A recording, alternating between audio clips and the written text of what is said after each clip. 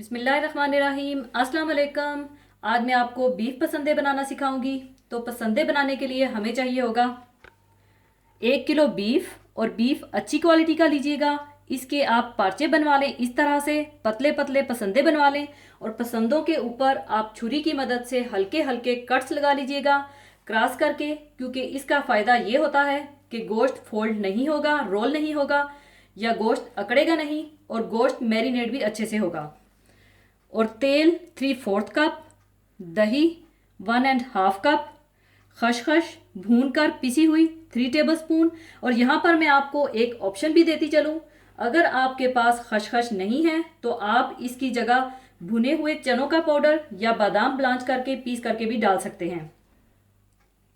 2 अदद medium size के प्याज बारीक कटे हुए, आधा कप कटा हुआ पुदीना, आधा कप कटा हुआ हरा धनिया, हरी मिर्चें कटी हुई 4 अदद, और थोड़ी सी जुलियन कटी हुई अदरक, और लहसुन अदरक पिसा हुआ 2 टेबलस्पून, लाल मिर्च पाउडर 1 टीस्पून, कुटी हुई काली मिर्च 1 टीस्पून, नमक हस्बे जायका, हल्दी 1/2 टीस्पून, लीमू का रस 2 टेबलस्पून, और साबुत खड़े मसालों में लौंग 4 अदद, साबुत काली मिर्चें 6 से 7 अदद, साबुत सफ़ेद ज़ीरा 1 टेबलस्पून, साबुत लाल मिर्चें 4 से 5 अदद, सब्ज़ इलायची 3 से 4 अदद, एक दालचीनी का टुकड़ा, और 2 अदद बड़ी मोटी इलायची चाहिए होगी।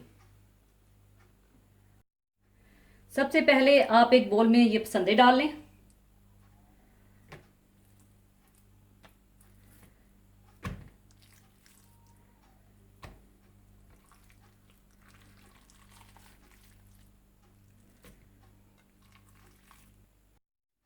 इसमें आप लाल मिर्च पाउडर, कुटी हुई काली मिर्चें, नमक, लेमन जूस, हल्दी, पिसी हुई खसखस, पिसा हुआ अदरक लहसुन, और दही डाल दें, और इसे अच्छी तरह से मिला लें।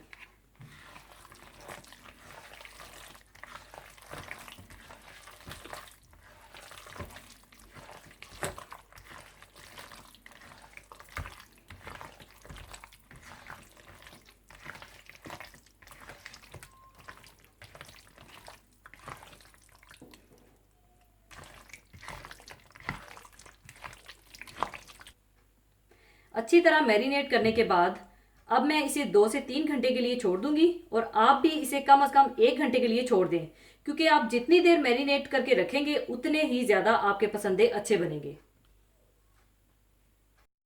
बीफ को 2 से 3 घंटे मैरिनेट करने के बाद आप तेल गरम कर लें।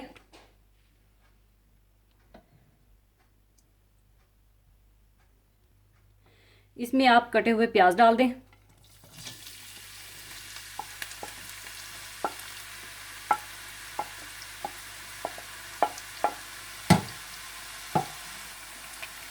और प्याज को आप गोल्डन ब्राउन कर लें।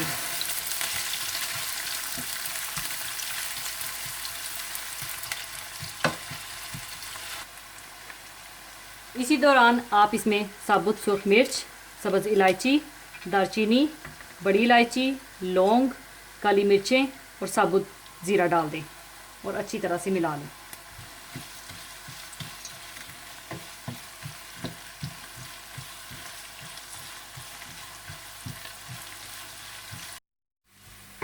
प्याज गोल्डन ब्राउन होने के बाद आप इसमें पसंदे डाल दें,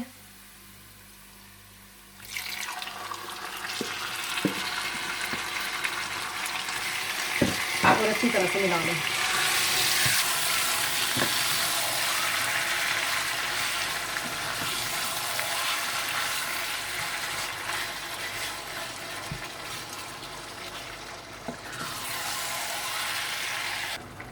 अब आप इसे हल्की आंच पर रखकर गोश्त को गला लें। आपने इसमें कोई पानी वगैरह नहीं डालना, क्योंकि दही और गोश्त का अपना पानी ही काफ़ी होगा इसको गलाने के लिए।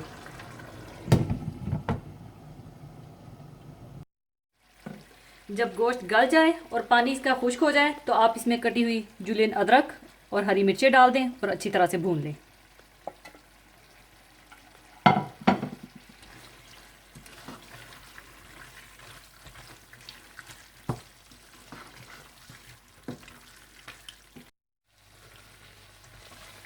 जब पसंदे अच्छी तरह से भुन जाएं तो आप इसमें कटा हुआ हरा धनिया और पुदीना डाल दें और अच्छी तरह से मिला लें और पसंदे तैयार हैं।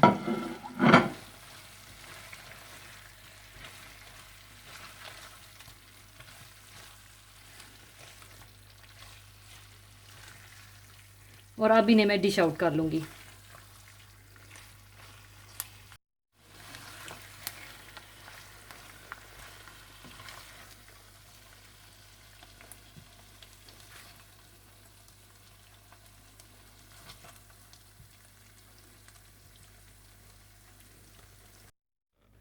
ऊपर अगर आप चाहें तो कटी हुई हरी मिर्चें, हरा धनिया, पुदीना डाल दें और थोड़ा सा नींबू निचोड़ लें।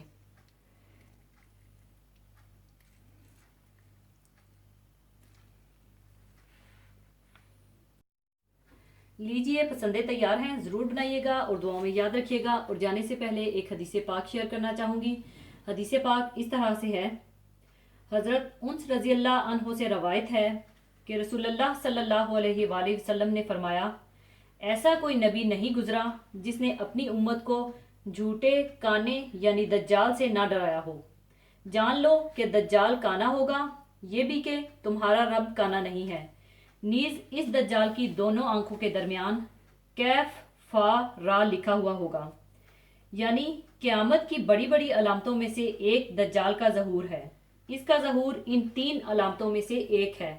इसके बाद किसी का ईमान लाना कोई नफ़ा नहीं पहुंचाएगा, इसलिए कि इस अलामत के ज़ाहिर होने के बाद गैब का मामला ख़त्म होकर मुशाहदा का मामला शुरू हो जाएगा और ईमान गैब के साथ ही मोतबिर है। दज्जाल का फितना क़यामत से पहले सबसे बड़ा फितना होगा और मुसलमानों के लिए इसमें सख्त तरीन आजमाइश होगी। नबी करीम सल्लल्लाहु अलैहि वसल्लम ने फरमाया कि हज़रत आदम अलैहिस्सलाम की पैदाइश से लेकर क़यामत आने तक कोई वाक़या दज्जाल के फितना से बड़ा और सख्त ना होगा। दज्जाल की एक बड़ी अलामत यह है कि वो एक आंख से काना होगा। इसका ये ऐब ऐसा होगा जो सबको नज़र आएगा। इस वाज़िया ऐब के बावजूद वो खुदाई का दावा करेगा और ऐसे अजीब व गरीब करिश्मे दिखाएगा कि कमज़ोर ईमान लोग बहक जाएंगे, इसको अपना रब मान लेंगे।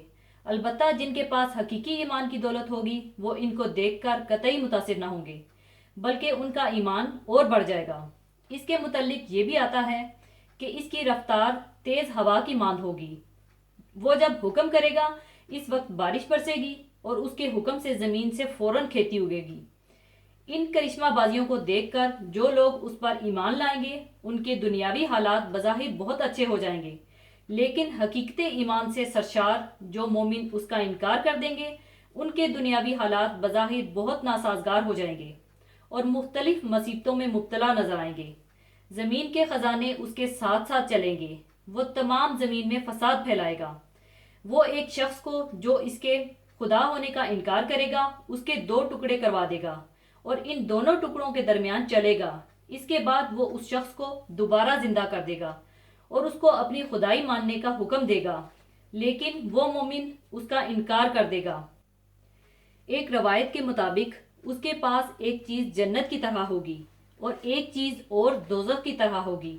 उसकी जन्नत हकीकत में दोज़ख होगी और उसकी दोज़ख हकीकत में जन्नत होगी।